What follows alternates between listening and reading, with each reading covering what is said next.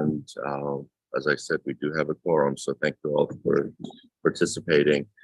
Moving on to item 2, approval of the July 12th meeting summary. Do I have a motion for approval?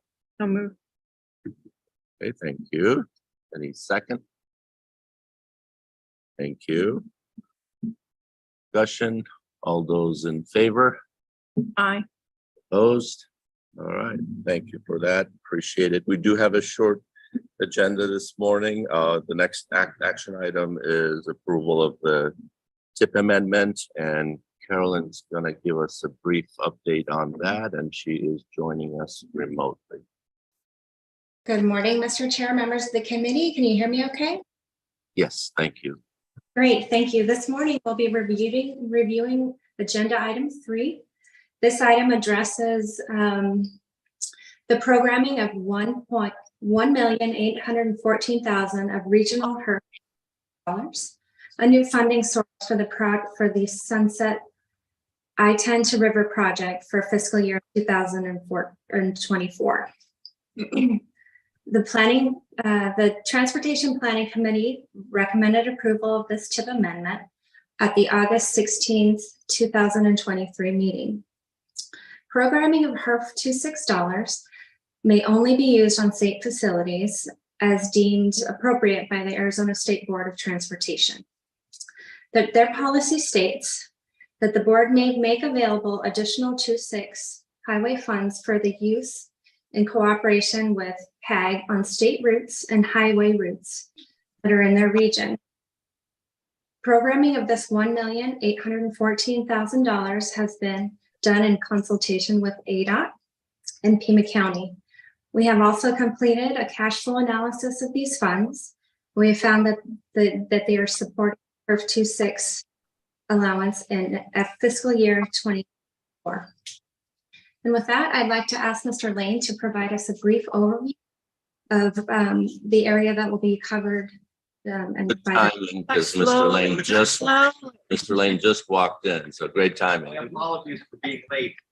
So I assume we're talking about 2.6 funds Yes. on the Sunset project. So the logic for the spending of those funds on this project is the westbound abutment over the railroad bridge was always anticipated and always planned to be placed within ADOT right of way, regardless of whether that project was to be constructed as part of this project or later. In other words, if for some reason it didn't work, ADOT was always going to put that abutment in there so that we wouldn't have to tear down our walls to put the abutment in later. That's their logic behind it. So with that, we think it was a pretty good candidate for 2.6, and we support doing that. All right.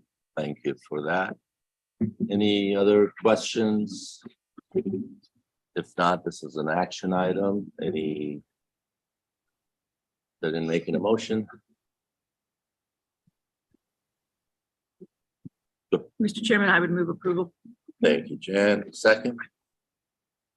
Mike, second. Any discussion? All those in favor? Aye. Aye. Opposed? All right, motion passes. Thank you so much for that. The next item is an update on our long-range plan, RMAP, and Hannah's going to give us the update. Thank you, Hannah. All right, thank you, Mr. Chair, and good morning, members of the committee. My name is Hannah Odin, and I'm a planning coordinator with PAG. And today I'm going to provide a brief overview on the 2055 Regional Mobility and Accessibility Plan. You'll hear me refer to it as the RMAP. I'm sure you're all very familiar with that acronym, but essentially the RMAP covers regional transportation investments in the PAG planning area over a 20-year period. And just for orientation and as a reminder, the RMAP is our federally required long-range plan that is updated every 4 years. So the most recent RMAP, which was an update to the 2016 RMAP, was approved by Regional Council in September of 2020, and that's formally known as the 2045 RMAP update.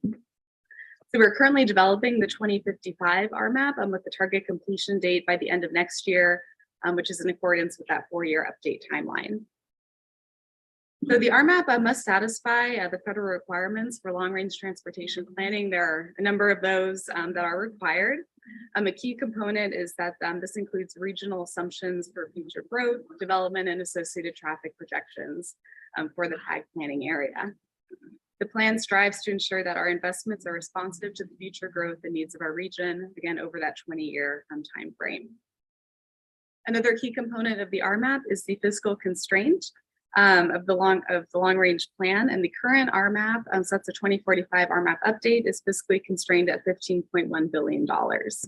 So early projections show that the anticipated fiscal constraint for the 2055 RMAP is approximately $16.2 billion, and this will be refined as needed as we move forward with the plan development process. So just as a reminder, projects that are programmed through the Transportation Improvement Plan must be in the long range plan. So those are short range transportation planning projects, and those must be included in the RMAP. The RMAP is required to be a performance-based plan. I'm sure you're all pretty familiar with that term, and that's a federal requirement. So this tracks elements such as safety, multimodal choices, bridge and pavement conditions, and environmental stewardship. So we continue to track those performance measures and associated targets since 2016, because that was the first plan that incorporated performance-based measures based on a federal requirement.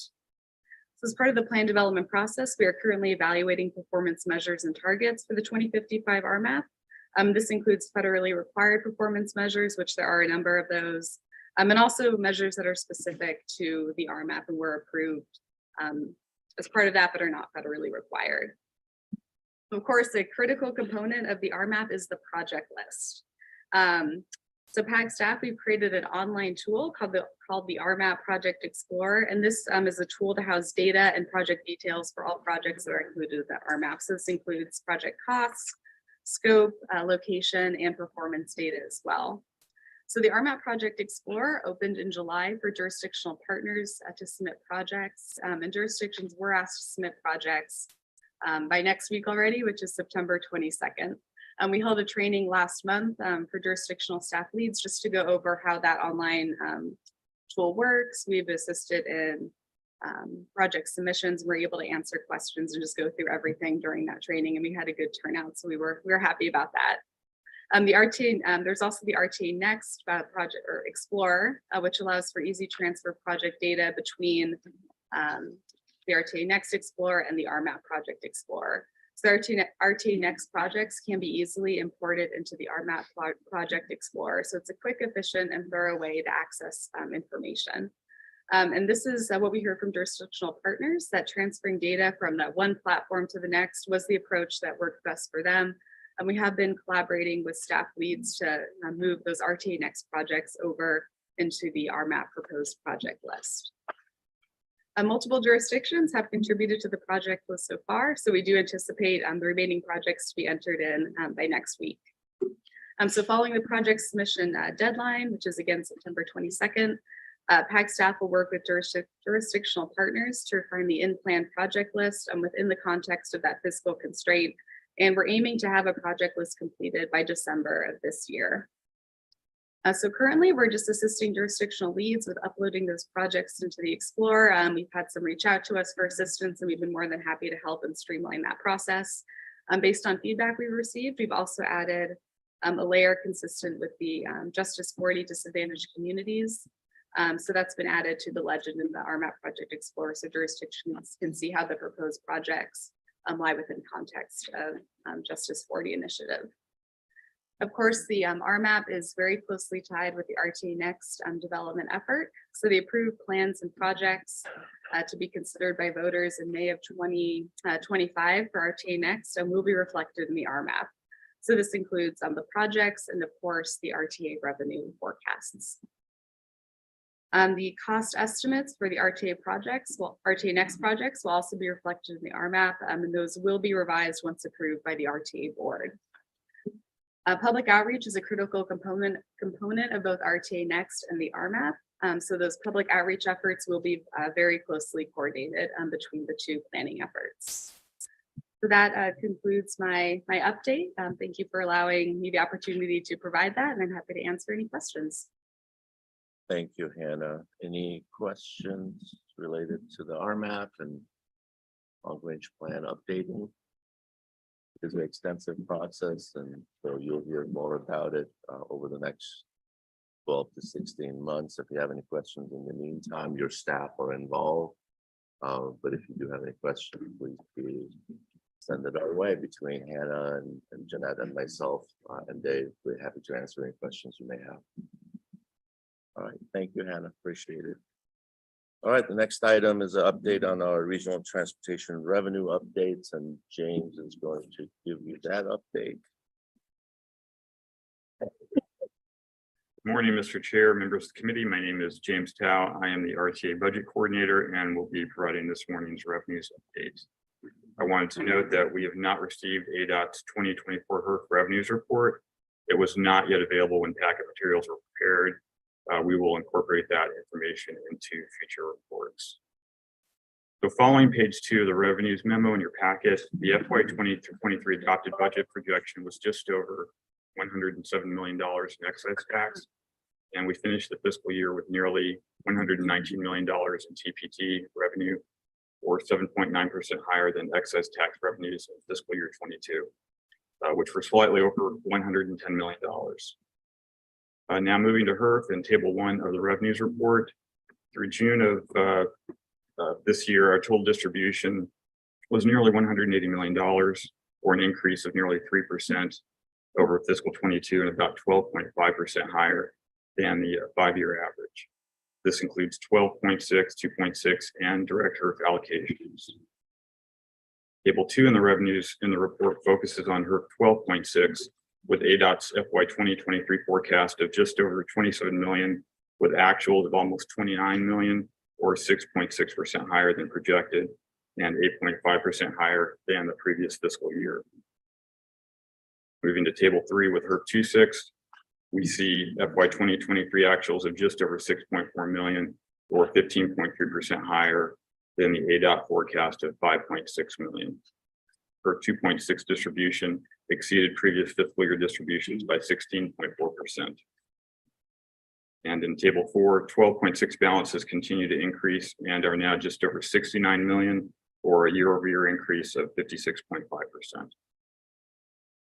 And table 5 with Pima County gas sales, wrapping up fiscal 23, county gas sales continue to hover around 13% of statewide sales, as they have over the past several years. In figure 2, you'll notice the abrupt increase in March, followed by a steep decline in June. Unusual spikes or declines are typically followed by a correction or revision where a vendor may resubmit its monthly report. Any updates, of course, will be included in future revenues reports. Mr. Chair, that concludes my report. Happy to answer questions. Thank you so much. Any questions from the committee? Don't see any movement. This is not an action item. Again, this is an update that we bring to you at every meeting. So same as before, if you have any questions in the meantime, please let us know. Thank you, James. All right, that was the last item on the agenda. We are ahead of schedule, so we're gonna adjourn and then start our team meeting right at 9 o'clock. Thank you all.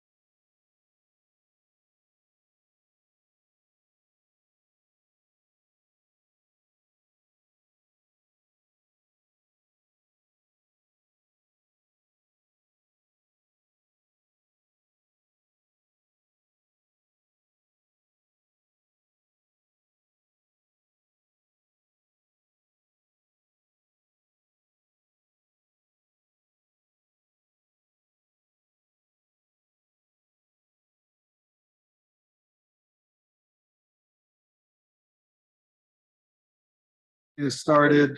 Shouldn't watch the voice. Assume we have a quorum, is that correct? We do have a quorum, yes. Thank you. You like privilege of the microphone before we start? All right, just checking. Why don't you put it on so everybody can see it? You know what? I'll do that. That's a great idea. All right, so first item, we do have a quorum, and this is the Technical Management Committee for September 13th, 2023. First item on the agenda is a meeting summary from July 12th. Has everybody had an opportunity to review those minutes? All right, then I would entertain a motion to accept them as presented. Do I hear a motion? So moved. Is there a second? Second. Motion second. Any further discussion? Hearing none, call for the question. All in favor signify by saying aye. Aye. Aye. Opposed? Thank you. Who's online? Eric, Who? Eric? Have Eric online. Eric? Eric Montague. Away from South Tucson. We also have Mary and Carolyn from the CAC representatives. And we also have Curtis, Bob, and Steve, TMC members. Okay, great. Thanks. I apologize. I should have asked who was online and introduced them initially. All right, we're going to move on to item item 3, which is the RTA Next Development Plan. Mr. Mogini and Mr. Ellis, you're up. Thank you, Mr. Chair, members of the committee. In your packet, you have all the information that we hope to discuss today. So those of you that are remote, please pull up your packet material. In the conference room, we do have hard copies of the 2 documents that we hope to discuss at your table side. Hopefully the discussion today would focus a bit more on updated cost estimates. Rick has been working with your staff and our consultants. They've been trying to fine tune scope and cost estimates for all the shortlisted projects. And you have that information on one of the spreadsheets with the updated cost estimate. As you can see, and we anticipated that this would be the case, some of the cost estimates were a few years old, and now with the new updated cost estimates and the increasing cost over the last 2 years, we're looking at roughly another $300 million of cost increases. So that's what we hope that we can discuss today. And at the last RTA board meeting, we had the conversation with the board as well, and the board directed us to continue to work with the CAC and TMC and be able to use the updated cost estimates to fine tune the recommended list of projects as well as the framework itself by December. So our new deadline for this committee is to be able to revise and update your recommendation to the board no later than December of 2023. With that, we can open it up for any questions you have. Again, Rick has been taking the lead on the technical side of it. We can give you a little bit of data on the technical aspects of the cost estimating exercise if you like. But again, your staff have been involved and all reviewed and concur with the updated cost estimates. Any questions? I would like to take a few minutes, if everybody's okay with it, orient you on kind of what you've got. Some of you in this table have been more involved than others, so I'll walk you through. Primary thing is we want to make sure you're as comfortable with what we did, the process, the methodology, and how we came upon this. So, and then answer any questions on that. So I am going to give you a high clip overview, believe it or not, but I want to make sure it's thorough to give you an idea of what we looked at.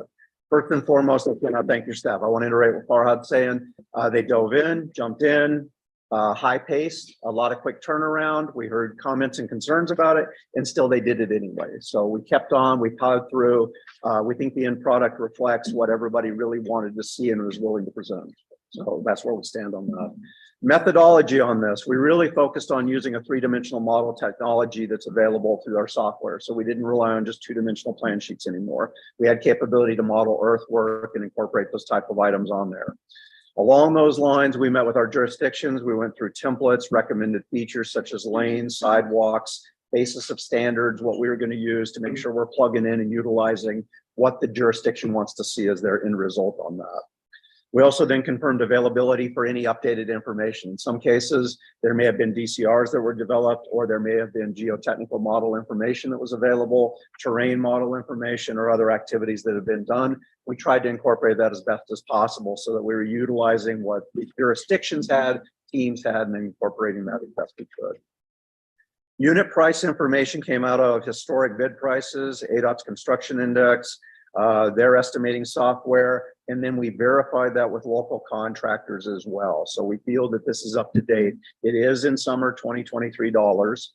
So obviously that inflationary aspect of it associated with the implementation phases, later date and time, we'll be getting to those when that time comes. With regards to formatting, so you'll see the spreadsheet, you'll see the summaries, but we've sent the complete packages around to the jurisdictional reps we worked with for the various departments on that. We use the spec book format. We use what typically the jurisdictions deliver for projects so that it would look very familiar. It was consistent. It would have all the sections covered on that. Contingencies were used strategically at that various division levels, depending on the various issues, circumstances, rather than blanket percentages, and they vary. And we talked through a number of folks with that so that we were not just saying, oh, that's 10% across the board. We had ranges on there from 6, 8, 12, 15, recognizing complexity, unique circumstances, and trying to address that as best we could. So that was a good discussion with jurisdictions. They seemed to agree with that type of approach. It gave us a better overall, hey, where we got a lot of good information, less contingency. If we're relying on basics or just Google Earth, we're going to take that into account. So we were much, much more strategic this time around with that effort on it.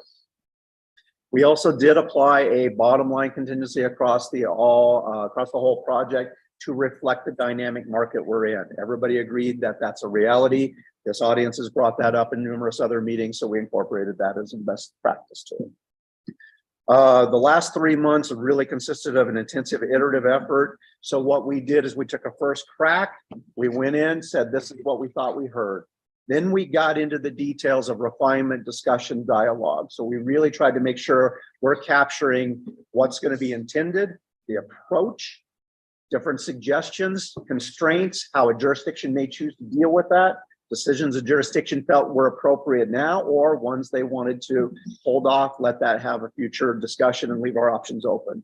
So we really tried to make sure that we've got that iterative effort. So the first cut that went out had a much, much higher price tag, more conservative type of base. Then we were able to whittle it around and have that detailed discussion. So what it did is it set the stage for us to highlight and pinpoint those items.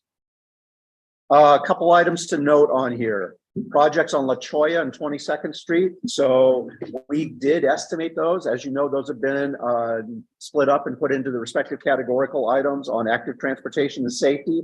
We analyzed the complete project, but when those categorical discussions come up, then we can evaluate the necessary changes to those numbers, and that'll happen at the categorical level. Also, there are alternative project proposals for Silverbell, Thornydale, Valencia, and Colossal Cave. Those are for discussion purposes only. They are not recommended by the jurisdictions. They have been identified through our efforts with them as potential ones that if somebody were to ask, could there be a cut or a reduction? The answer was yes. And it comes with a change in product. It may change the affected revenue that comes in the form of impact fees. So it's for discussion. We included those on the spreadsheet. They're highlighted in there with the double asterisks on there, but they are not recommended by the jurisdictions, merely identified should there be questions we want to go through on that. So the jurisdictions did take the time and effort to propose that, to share that, to help facilitate any discussion going forward.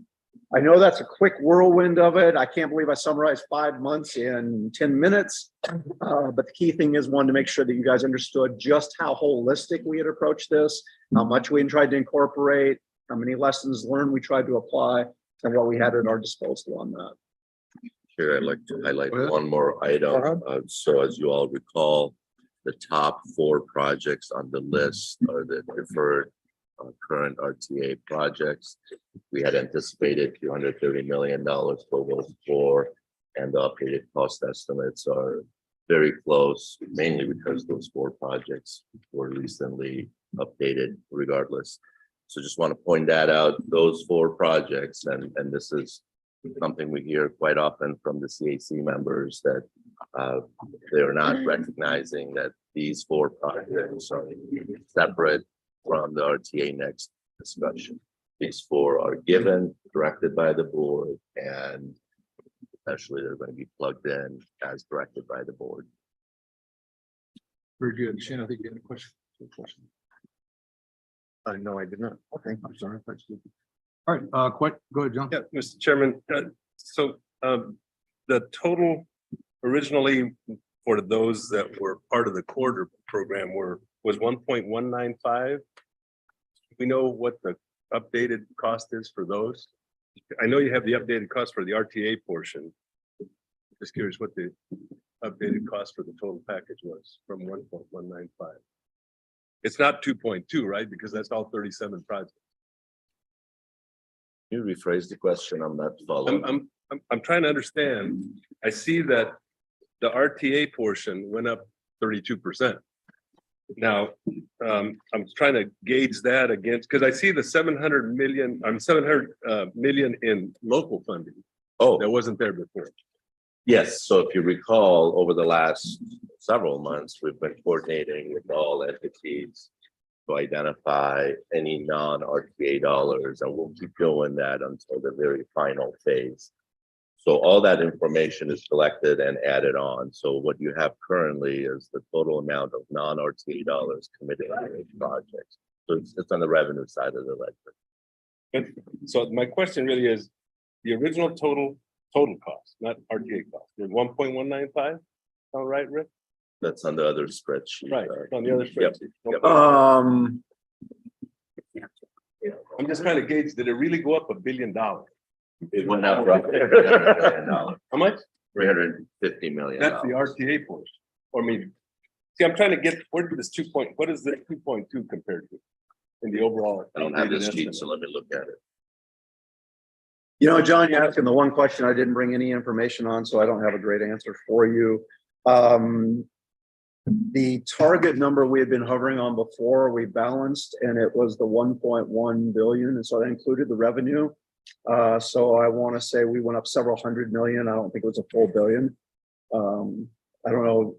I didn't grab that number, so I don't have a context on that. I apologize. I'm still trying to understand your question, John. Which 2 billion you're looking at? The updated cost. Correct. Last page says 2.2 for the subtotal for new quarter project. What was it before? And you Right. were saying it was about 1.1 before. Well, that's what I'm trying to understand. And so Well, it Was was it 1.1. 1.1? I know because we had folded the 1.1 was the balance number of RTA revenue needed. And we had revenue included in there. So I'm going to say it was up probably about 1.5, 1.6. It's in my mind. But didn't we prioritize? We prioritized our projects so that, I mean, did we have all 37 projects? Yeah, that's the related question. Is That- it all that- 37? I think that's where John's coming from. I mean, when we went through our effort to prioritize projects, we had a recommendation that we forwarded to the board. And that recommendation, I don't know if it was for all 37 projects. It was. It was for all 37 projects. So I think to answer your question, you're looking at non-RTA portion, and that I'm looking at total. non-RTA portion the total. hasn't changed that much. We haven't heard from anybody anything new recently, right? Well, we had our recommendation come within our proposed budget, and that was at the time 1.1 million, It's right here. yeah. right? Or billion, sorry. And that included the revenue that was being brought by the others. That's fine. So now, if you include the revenue, we're at 1.4 billion. So we're up 350 million. John, does that make sense? Oh, that makes sense. Yeah. Okay, so I think that's what, The RTA portion. well, in our conversations as a TMC before, we included Let me revenue, make sure I understand it. So non-RTA the revenue. other way to look at it maybe is you take the 1.1 that we had for RTA and add 700 million to that. Yeah. So we were at about 1.8. Versus Yes, there you go. 2.7. That's the difference, 350. Let me clarify that, because some of these numbers, so for instance, if you look at the 2 interchanges, Cortero and Tangerine. The contribution of non-RTA funding has held firm at 100 million. So where the cost went down a little bit, the revenue is still the same. But on the SR 210 projects, the cost on those went up and the revenue itself was held firm at 25 million. So the amount of non-RTA funding had to increase. So the 700 million that's currently does not equate to 700 million before. So that number's had a little dynamics to it. So that's where I say probably before we're hovering right around the 1.7, 1.8. But let me maybe help a little bit. John, I think what you're seeing, and I think the question, when you look at both of these, right? The first spreadsheet, which is the corridor projects. If you do the math down below, you're basically 360 million increase in RTA funding. So if you look at the other spreadsheet, John, the one, it's basically a $360 million increase in RTA funding. I think your point is the increase seems to be greater than 360 million total. That's what I'm, yes. Which means that there's other sources of funding or financing that are on the table. Yeah. All right. So that, Rick, I think that's the question is, if you look at all 37 projects, the RTA portion for this analysis, one of 360 million, where is the other funding, that other, we'll call it non-RTA funding coming from? That's what John's question is. What's the difference from what the 700 million or whatever it was before to what it is now? So the increase in RTA funding was offset. So for instance, looking at the SR 210 projects, which are lines start at the bottom of page 2, 23, 22 and 23. top of page 3. So the cost estimate on those went up accordingly. So there was inflationary factors that predominantly contributed to that. Yet the RTA contribution stayed firm at the 25 million that this group had identified. So the cost goes up, the non-RTA funding goes up, the RTA amount stays fixed. So that's where it's not a new source or new revenue, but in respecting this group's discussions, we held that cap, so that had to be offset by that amount. So one of the pieces I think that's important there is, with that exception, all the others, the RTA piece went up as well. Right, because all the other costs went up with the exception of the two. With the exception of those. Yeah, you held those hard, right? Okay, and the interchanges. Yeah. Interchanges. And the TIs stayed firm at the 100 million that had been identified as contribution. So yes. Shane and then Rod. I'm good. Go ahead, Rod. Thank you, Mr. Chair. So I have a question along those lines. I understand the logic of the SR 210 because that is in the RMAP and it's been there for, since the last round.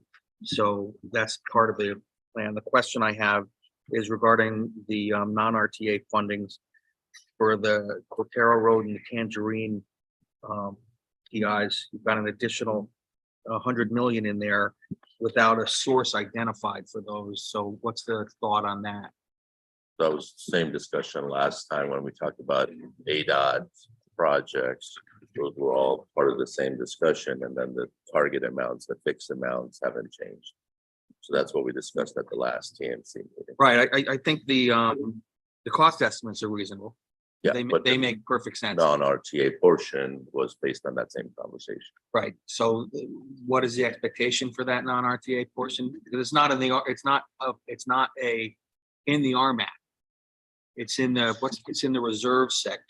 Correct. In the RMAP. So those are not in there yet. So it's Correct. And we had the same. the whole, I understand this is a whole process that's happening here. I'm just trying to lay out. Yeah, so just as a reminder, we had that conversation about the impact to the ADOT program, if you recall. And we estimated initially the impact was only $5 million, which was manageable. With the latest changes, before even this change, the impact was roughly 145 million, I believe. And this group had that conversation and we all agreed that we may have to amend the RMAP to address that increase. That's fine. I just wanted to put that out there because it's not going to necessarily affect strictly projects that are in this program. It's going to affect the other projects within the RMAP discussion. Correct. So that needs to be clear. Rod, good eye on that. And if you remember, we had a conversation around that and what the impact And that's why it's suggested, let's bring all of that money to the table so that we have an understanding of where the opportunity is to fund the entire program, both with RTA and non-RTA money. And I think you're spot on though, in terms of we better pay attention to what impact that has to put it in that column that's got other impact. John? Eric has a question as well, if you Okay, don't mind. we'll get, go ahead, John, and then we'll come to you, Part of the Terry. reason for my question was, Eric, Excuse me. is the 32% or thereabouts what was the increased cost? That's what the portion is in the RTA portion. About 32% increase. roughly 360 million, yes. So my real concern is, if this applies to the roadway corridor segments, what about the big bucket in transit? Should that be escalated as well? So again, those buckets are not fixed or tied to a specific scope per se, right? So I guess you can translate that to your purchasing power has been diminished, yes. That's it. Eric, you had your hand up? Yeah, Mr. Chair, I have a clarification question perhaps for Mr. Rick Ellis. The $10 million that we've recently confirmed that we secured for Cortero, how are those incorporated or identified in the revised schedule? We just got word of that, so that's part of the 100 million identified in non-RTA funding, and I was just going to hit upon the same thing that Marana confirmed. There's a $10 million allocation for initial design activities added to Cortero, so that's wrapped into that 100 million that's non-RTA funding. So it has not been source specified, but we do have 10 million that has been identified secured by the minimum. If I may add to that, that goes back to Rod's question, Eric, as well. So Right. Rod is wondering where's all that non-RTA money coming from? So 10 million of it is addressed, but we still have to address the rest of Understand. Thanks for the clarification. Terry, every 10 million helps, huh? it. We do have a source for 10 million of it, so yeah. Good. 10 of 360 is a good thing, right? All right, other comments, questions, thoughts? Go ahead, Sam. Just a clarification on that question. Rick, the bottom line, 1.48 billion, that it does not include the third project? Correct. Yeah, that's all brand new revenue. So the subtotal you see on the bottom of page 3 is for new corridor projects. And then on page 1, it's highlighted as to the deferred or the 232. Those are two separate numbers. Additively, that would be the roadway element. Okay, and then a follow-up question. I see on 22nd Street, you priced out the 4-lane Correct. roadway instead of the 6-lane. And related to that, I see that the South Tucson project and 22nd Street are almost the same cost, and that just seems surprising to me. I'm sorry, say which one you're referencing again? So the deferred 22nd Street, I-10 to Keno. Yep. And then the South Tucson 36th Street project almost have the same exact cost estimate. It just seems like the 22nd Street is a lot higher. I'm just curious what happened there. Boy, going into the weeds, I'd have to double check and follow up with you on that. I know we looked at, ensured that grade separations were folded in, and then looked at all the other aspects of it. So I'd have to get into details. Did you also price out the 6-lane for 22nd Street or only the 4th? We looked at only the 4 lanes. Still sticking with the direction that we'd received. We even had an offline discussion to test, I guess, the theory of what a 6-lane would look like and the type of impacts. And it would be, I think, what was felt enough impact that it would be a detractor to the city and what it would hit in there in terms of the neighbors, the residences, and the other amenities. So it was not desired to move forward with that. Thank you. We can revisit that if that's so desired. Let us know. But after that discussion, the focus was to remain with the 4-lane. So Rick, you mentioned in your presentation that these are all 2020, summer of 2023. I think you said all. Yep. Current. Said that the inflation will be just at a future date. You want to talk through that a little bit? I'm a little nervous about painting ourselves in a corner going forward without at least incorporating some aspect of that for the later years of the program. Any thoughts there? We'll touch on one item before Eric, I'm sorry, Rick can respond to the rest of it. So keep in mind, even the revenue side is adjusted, deflated back to 2022 at this point. So both revenue is experiencing growth as well as expenditure side. To make sure that we're comparing apples to apples, even the revenue is deflated back to 2022 at this point. So moving forward, you'll have cost increases and you'll have revenue enhancements. They're not going to be equal, we know that. So I guess the question to answer is how do you address any offsetting of revenue growth and expenditures? That's the question. Yeah. Because I think that same exact assumption was made in 2006. And that's why we have 230 million in deferred projects so far. So that's why I'm challenging you a little bit on the assumption that the inflation needs to be at some point in the future. I think we need to have that discussion sooner rather than at least understand what the game plan is to address that, as opposed to just painting ourselves in the same. So the other part, I'm not painting ourselves in the same corner that we have in the past. So I think it's important for us to do. so the other part to that response is that the board discussed this and they decided to use the pessimistic revenue estimate instead of the baseline. Back in 2006, we used the baseline and it didn't accommodate for this potential impact to the economy. This time around, the board has recommended to use the pessimistic estimate, which makes some accommodations for those ups and downs in our revenue projection as well. I appreciate that. I think, and I'll speak for at least my own perspective, my responsibility to my board is to make sure that we give them information that could give them an opportunity to make decisions based on full understanding of impacts and situations that might occur, and give them contingencies in terms of what happens should revenues not come in or should the costs go up. And I feel uncomfortable just assuming that revenues and expenditures are going to increase. We think that, you know, and I'm fine with if that's on an individual project basis, if it's on a program basis, but somehow it needs to be accounted for at least the best estimate that we can make. I think to assume that revenues will grow at the same rate is not a good assumption. And I think to answer your question, Mike, or address your concern on top of what Farhad said, we recognize that, we saw that, we weren't sure how to incorporate that because we knew that was going to be a dialogue that was going to happen here, which projects would survive, how would they survive, timing on it comes into play. So we recognized there was a step that still needed to be taken in the discussion, the dialogue, before we could get into really applying that effectively. So on everybody's mind, wasn't sure where to go and wanted to kind of debate.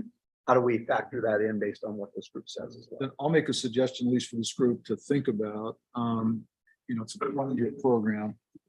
As a minimum, I mean, simplistically, we could divide it up into quarters, right? And 5-year increments. At least we know that you're not going to spend all of it at once. And so if it's a linear, you spend a quarter every 5 years, then we know that at least a quarter of that's going to be spent in the last 5, right, 15 years. So we should be doing some projections at least on that tranche, and then do the same for the others. I just think it's money well spent to do that analysis. That's good. Thanks, Mr. Chair. It's got me thinking about, you know, the CAC has been talking about developing policy. And, you know, I don't know if this plays at all into some of the policy that they're thinking, but perhaps some policy development around this item makes some sense, at least to me, because another factor in this, and I don't know the history of these projects. I can still, I think, appropriately tout that I'm relatively new to this circle, but you know, as I'm thinking just pragmatically, if the town of Sarita says, hey, we're going to get a project done, we're scheduled to do it in a fiscal year, and that project is delayed, there's going to be a cost associated with that delay, and it's going to impact this whole program. And so maybe we need to develop policy that helps us understand the impacts of a delay, and where, you know, we are cognizant of that. If the town of Sarita says, okay, we're up to bat and we're scheduled to get a project done, and we don't get that project done, that impacts all of you. And I don't, I mean, I have to own that to some extent, and there might be extenuating circumstances, and we all figure that out as a team, right? But I got to own some of that if I'm not able to deliver as an organization, and so that's going to have to be part of our conversation if we're going to navigate the next 20 years of this program. It's got to be a factor. So thanks. You're welcome. I think you're right. In that there should be policy direction there, right? And when there are delays, that's a conversation, but that's separate from what I'm talking about, which is in building the program, we should at least have a conversation and analysis, inflationary costs as well as potential revenue benefits. I just think it's irresponsible to not do that now and say, hey, we need to at least run some scenarios to really look at what that could be going forward. That's all I'm saying. So I'm not in disagreement with you that that's a conversation we can have, but I think those are separate. May end up in a similar place. Now, one of the things that we could think of, I'm sorry. No, I'm just. One of the things we could think about is as the technical folks, maybe we take a stab at when in the program would make sense for us to deliver those those projects, right? And then we'll factor in and say, okay, if this is in the last year of the program, in the 15 through 20 year, then here's the expectation in terms of increases in cost. And we put those together now. And we it wouldn't make sense for us to all do it individually without knowing what the assumptions are there, right? Yeah. But it would seem to me that some conversation around we could do it in 5-year increments, right? Even though that's potentially dangerous, we could do it in 5-year increments. It would seem to make sense to me that we should that's all I'm saying. That's all. Just as a reminder, we're required to do that. The ballot needs to show 4 quarters and which projects are going to begin in which quarter. So as part of that exercise later on, Beats perfectly. we'll come back and have that conversation. And yeah, we can build adjustments into the cost if that's the direction we want to go. But again, just want to make sure that everybody recognizes that a couple of those issues have been somewhat addressed by the board already. If we want to add to that, that's more than welcome conversation to have. And some of the variables that we were looking at and we were discussing amongst all of us were, for instance, I'll pick the easy one, right away. A project today may have wide open right away, no parcels out there, no business, no development. 15 years from now, that may be filled in. That's a wild, radical dynamic that may come into play that we couldn't account for. So that may lead to that discussion, development activity, parallel routes, how do traffic patterns shift out. So you're correct, Mike. We thought about that, recognizing that's a little hard to pin down at this point. Other comments, thoughts, questions? Come on.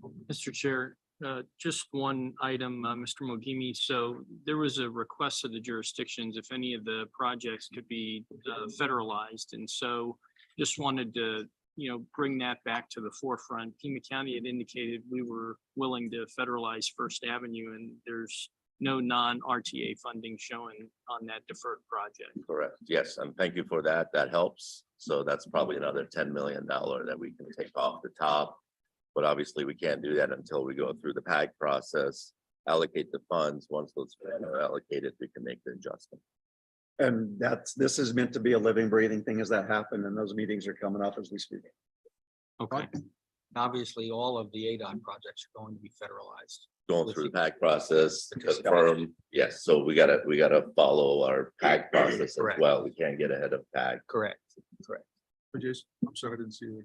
Yeah, so we still have our $13.6 million application, raise grant application in for Camino del West. So I don't know if you want to add that on to the non-RTA funding portion, or I don't know if it has to be actually. So again, it's at your pleasure. If you think it's a for sure revenue, we can add it. If not, I would recommend we wait until it's for sure.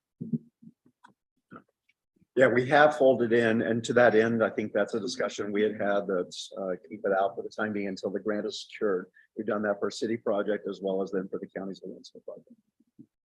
Other comments, questions? So is there, I'm sorry, Mr. Chair. Relax. So is Calm there, down here. Come on, is there a recommendation on how to address the 350 or $360 million overage? Well, interesting. Thank you for asking that question because the CAC is looking at the same item and they're gonna discuss it as well. Tom McGovern, the chair of the CAC, couldn't join us today, but his proposal was to have the CAC to go through the list of projects and reprioritize the short list. So they're gonna go through that exercise. We'll take that feedback and bring it back to you. And then we would ask you to hopefully provide feedback to whatever we hear back from the CAC. Or you could also do the same thing at the same time. You could also reprioritize the short list and then we can compare the two. So great question, Shane. And I apologize. I know that I think Carolyn, is Mary on as well? Yes, Mary is as well. And I apologize. I should have asked you for an update earlier. Would you all like to give us a quick update on CAC thoughts at this point? Yeah, this is Carolyn. I really just what Farhad just mentioned, which is that we are embarking on going through, we had with the TMC, the CAC had gone through that initial prioritization project, which is how we got down from 108. But those projects aren't necessarily prioritized within the 1 through 37. So that's what we are going to be doing. Like Farhad said, we're just starting that. We would like to have that be a back and forth process with the TMC, and we figured we'll be doing that simultaneously while you are looking at any kind of scope changes or changes due to that 300 million or 360 million. So, and we had mentioned that to Carmine at the last meeting that we would love to have your help too. There was one more piece of it, which is there are members that think that if we have extra revenue coming in, we can have a reserve list and maybe have 7 more go up to number 45 and do prioritize those as well. So if we have to take any off projects because of that money not coming in, now we will we'll kind of be set up to do it with everybody's hopefully consensus on that project priority list. That's about it. Just really emphasizing what Farhad was just saying. Good. Thanks, Carolyn. I've got Shane. Carolyn, just a clarification on your update. Are we considering, and I'm not saying this is good or bad, I just want to understand, are we considering a blank slate, or are we building off of what the work that we've done to date? In other words, is it possible that at the end of the CAC's exercise that there are projects beyond the 37 identified that end up on the list? So other parts of like the 108 list, now make it into the 37 list. I'm just trying to figure out how to understand your update. Thank you. Yes, thanks. Good question. No, we're not looking at the whole thing again. We were really just focused on within those projects that are in the final list now. Let's prioritize them. And, of course, this is a different issue than which quarter they're going to be in. But just prioritize the projects as they're on the list now. Thanks, Carolyn. Does that answer your question? Yes, I have another one. Okay, let me ask Mary and welcome you. Shane. Welcome. Mary, did you have any other comments or thoughts from a CAC perspective? Well, I was just going to add to what Carolyn said is those 30 plus projects, those come from the original workshop that we did back in September, I think maybe last year.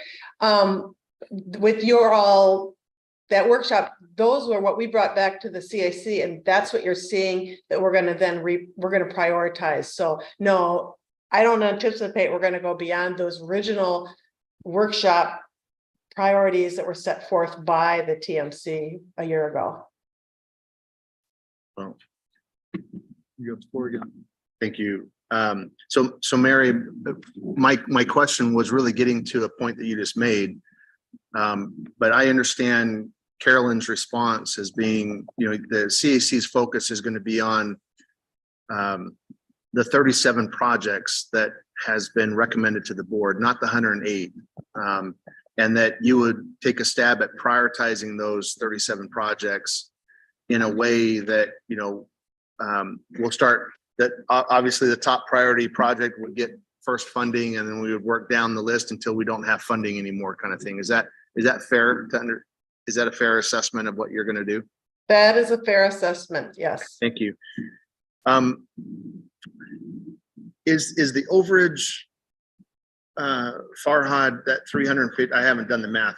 What percentage over are we from our allocated budget? Is it like 4%? Yeah, I guess one way of looking at it is the direction from the board was $1.1 billion for the main corridors. I just didn't do the math. Is that like a 3? Definition, it's a little bit over 30%, yes. Comparing it to the 1.1 billion. Oh, I see. So we would have to cut 30% out of our roughly. 360. Okay, got it. Okay, 1.12 or 1.1, what's the exact? 1.12. 360, okay. 1.12. Yeah, so I just did the math, 1.12 away from 1.48 is 360. Yeah. That's the budget, that's what we have. Yeah. That's what the CAC has to cut. So again, I unfortunately, Tom couldn't be with us today, but that exercise is ready to go. They're gonna undertake that exercise.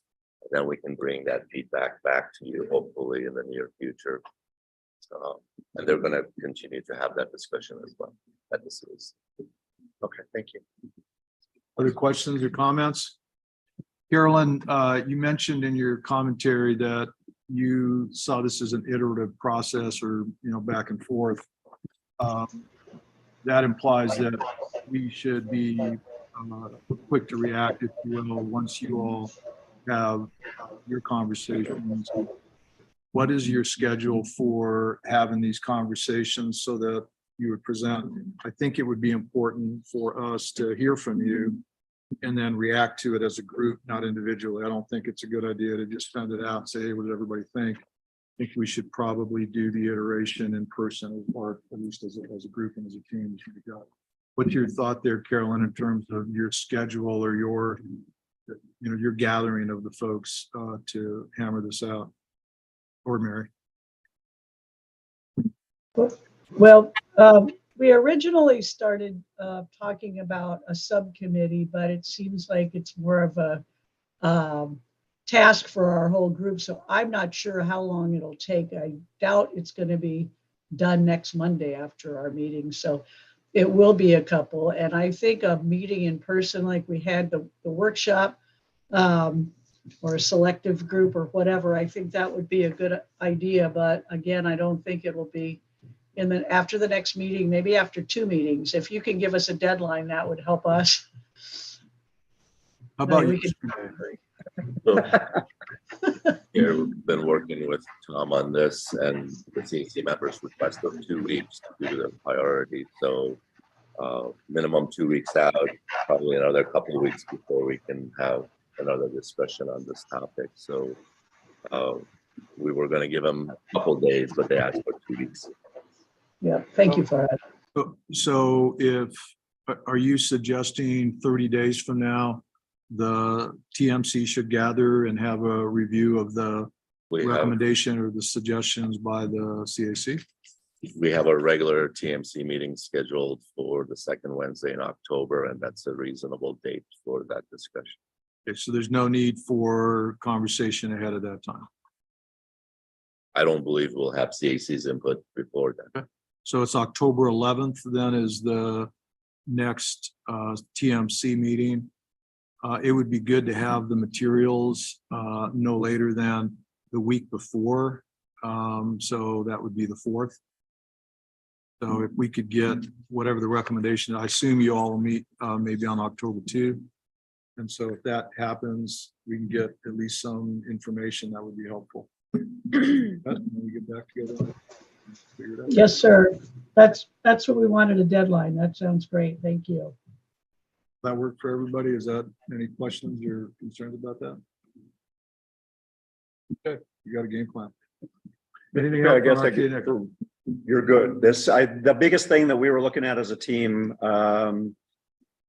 this is useful. This is now ready to be used for consumption. Nobody has any concerns, questions, anything like that? I don't know if this was an action item, but looking for a head nod, a blessing, Yeah, say go forth and do good. If there were no red flags, then that's what we were really looking for. I wouldn't take it as consensus that you're great. Well, that's what we were gonna write in the minutes, but all right. It as you're on a track that makes sense. Okay. That's my interpretation. Does anyone disagree with that? Rick, I'll say you're great. It's all right. I've just got a couple extra projects, so yeah. You need to Just give so it- it's in the record. We can adjust the finances accordingly. Do not give away your. so Rick, you are great. That's even better. And I'll even entertain a motion to that effect if appropriate. All right, so we have a game plan. I think that the conversation is to continue down the path. I do think Rick's question about review of the projects and making sure that the entities are comfortable with the project cost, the scope, real important, and then the cost, I think is appropriate. And I think we need to, that needs to be a constant iterative discussion. Yeah, I was gonna say, and even the question Sam brought up, we'll follow up on that and we'll circle back with you just to make sure that that was, we looked at them, we scrubbed them, we looked again, then we scrubbed, but there's always stuff that can pop up, question mark. We want to be responsive to that. Yeah, just one small detail. I heard about the federalized projects. We're not wiping out the entire RTA, right? We're leaving them with something to match and maybe carry some of the preparation costs or not. so just to clarify that, it was one of the deferred projects that we put a request out to see if we could use federal dollars to complete any of those deferred projects. And there's only one so far, and we can address that through the PAG process using match dollars as well as federal dollars. But once that's completed, that total comes from the top, so subtract that from 360 when we do that. One more request, again, it's a kind of an ongoing request. If there's any additional non-RTA dollars for any of these projects that you identified through grants or any other sources, please let us know, because that'll help us reduce the 360 as well. Pretty good, that's a good point. So if we've got identified a magic pot of money, every 10 million helps. Anything else on that topic? Hearing none, we'll move on to future agenda items. Anybody have anything to bring forward to the group in the future? Seeing none, we'll move to adjournment. Without objection, we stand adjourned promptly at 9:40. Thank you for your time. Thanks for being here. Thank you for meeting, Mike.